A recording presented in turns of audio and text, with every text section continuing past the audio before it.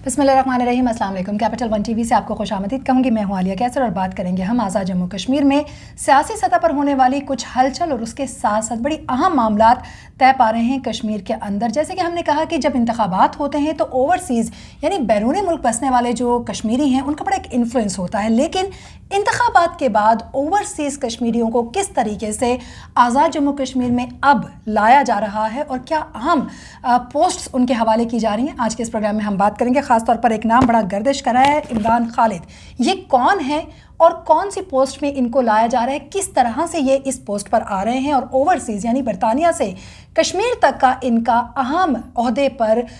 तैनात किए जाने का जो सफ़र है वो क्या है, आज के इस प्रोग्राम में हम उस पर थोड़ी सी बात करेंगे। उसके साथ साथ सरदार तनवीर इलियास का नाम कुछ मामलात में बड़ा गर्दिश कर रहा है। एक तो ये बात करते चलें कि वज़ीर-ए-आज़म इमरान खान के टूरिज़्म के विजन को सरदार तनवीर इलियास आगे बढ़ाना चाहते हैं। मुसलसल इस पर उन्होंने बात की। अगर हाल ही का उनका पूंछ का दौरा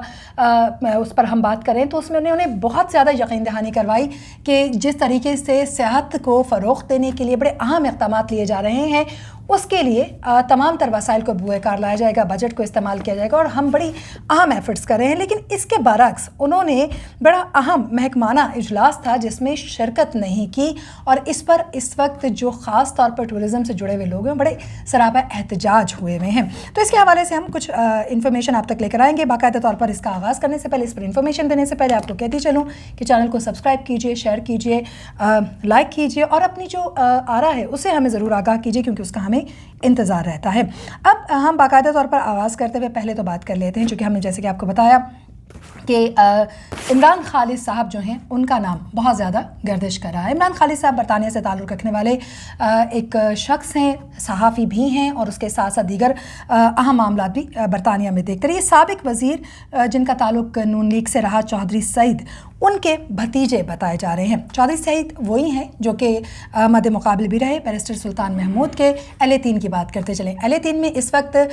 यासिर सुल्तान जो हैं वो इस बार जो है वो जीतने में कामयाब रहे, लेकिन इससे कबल चौधरी सईद और बैरिस्टर सुल्तान महमूद जो है वो मद्दे मुकाबले भी रहे। लेकिन इस वक्त अगर हम बात करते चलें, इसके बावजूद भी कि चौधरी सईद कामयाब नहीं हो सके, उनके भतीजे को मीरपुर डेवलपमेंट अथॉरिटी का सरबरा लगाया जा रहा है जिसके लिए वो पाकिस्तान पहुंच चुके हैं। और ज़राए की बात करते चलें, कुछ हमारी टीमें भी इस पर इन्वेस्टिगेट कर रही हैं जिस पर डिटेल जो है इस पूरे मामले की वो हम आप तक लेकर आएंगे। कौन कौन लोग जो हैं इसमें इन्वॉल्व रहे और क्या वाकई एक डील के तहत, एक बड़ी डील के तहत, ये छोटी बात नहीं है, उनको जो है वो आज़ाद कश्मीर लाया जा रहा है। और मीरपुर डेवलपमेंट अथॉरिटी बहुत अहम पोस्ट मानी जाती है, बल्कि अगर हम आज़ाद कश्मीर की चंद बड़ी अहम पोस्ट्स में से तस्करा करते चलें तो ये बहुत मजबूत जो है ये माना जाता है। अब अगर हम बैरिस्टर सुल्तान महमूद की बात करते चले जो कि सदर भी हैं इस वक्त आज़ाद जम्मू कश्मीर के, वो तो जाहिर है कि चौधरी सईद के मद्दे मुकाबल खड़े रहे तो दोनों के दरमियान एक सियासी जो मुकाबला है वो हमें मुकाबलेबाजी दिखाई देती है। तो ऑब्वियसली चौधरी बैरिस्टर सुल्तान महमूद इसमें हमें इन्वॉल्व नहीं दिखाई देते। तो कुछ ज़राए का मुबैना तौर पर यह कहना है कि सरदार तनवीर इलियास ही वो शख्सियत हो सकते हैं कि जो इमरान खालिद को आज़ाद जम्मू कश्मीर और मीरपुर डेवलपमेंट अथॉरिटी के सरबराह की हैसियत से वहाँ लाने में कामयाब हुए। अगर बात ये हो रही है कि करोड़ों से ऊपर की डील हुई है तो फिर इस डील में कौन इन्वॉल्व रहा और फिर तनवीर इलियास साहब का नाम इसमें क्यों लिया जा रहा है, इस पर हमारी टीमें काम कर रही हैं। जो हक़ाइक़ होंगे वो तो हम आप तक लेकर आएंगे, लेकिन ये जो सूरत हाल है ये आपको बतानी बहुत ज़रूरी है। और जब तनवीर इलियास का तस्करा आ गया है तो बात कर लेते हैं उनके भी इस वक्त जो डबल स्टैंडर्ड्स जो हैं वो मुबैना तौर पर सामने आ रहे हैं। एक तरफ तो दिखाई देता है कि वो बार बार ये कहते हैं कि प्राइम मिनिस्टर इमरान खान जो जिस तरीके से टूरिज़्म को फ़रोग़ देना चाहते हैं उसके लिए हम सियाहत में सरमाया करने वाले जो हैं वो स्पेशल इकनॉमिक जोन्स बनाएंगे, इसको आगे बढ़ाने के लिए स्पेशल इसका एक बजट जो है वो तश्कील दिया जाएगा और इसके साथ साथ बड़ी मुराद और ओवरसीज़ जो लोग हैं जो कश्मीर के अंदर सियाहत को फ़रोग़ देना चाहते हैं उनके लिए भी वो बड़े काम करेंगे। लेकिन जब हम बाकायदा तौर पर यानी लॉन्ग टर्म मनसूबों की तो वो बात करते हैं, लेकिन जब बाकायदा तौर पर इस पर एक्शन लेने की बात आती है तो फिर सरदार तनवीर इलियास साहब जो हैं वो बड़े हमें गायब दिखाई देते हैं। हाल ही की बात कर लेते हैं, महकमाना इजलास जो है वो तलब किया गया कश्मीर हाउस और वहाँ पर बड़े अहम लोग जो हैं जैसे कि महकमा फ़िज़िकल प्लानिंग के जो सेक्रेटरी हैं, SE हैं,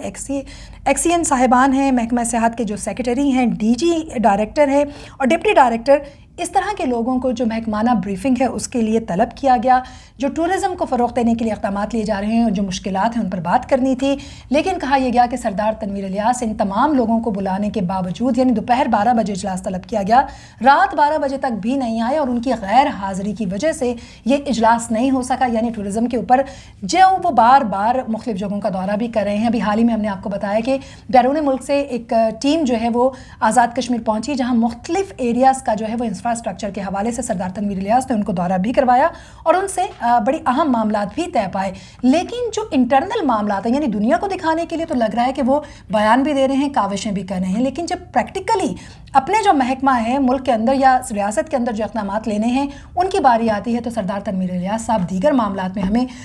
مصروف دکھائی دیتے ہیں اور وہ خود اتنے اہم اجلاس کے لیے وقت نہیں نکال پاتے، یہاں تک کہ 24 گھنٹے انتظار کے بعد جو لوگ جو محکمے سے تعلق رکھنے والے افراد ہیں جو اس پوری اہم بریفنگ کے لیے وہاں پہنچے، وہ بے بس ہو کر مایوس ہو کر واپس لوٹ آئے اور اجلاس میں شریک نہ ہونے پر جو فزیکل پلاننگ ٹورزم کے افسران ہیں انہوں نے بڑا احتجاج بھی کیا۔ ان کا کہنا یہ ہے کہ ظاہر ہے اگر 12 بجے کا جو اجلاس ہے دوپہر کا وہ طلب کیا گیا ہے اور رات 12 بجے بھی تنویر الیاس نہیں آ سکے تو اس وقت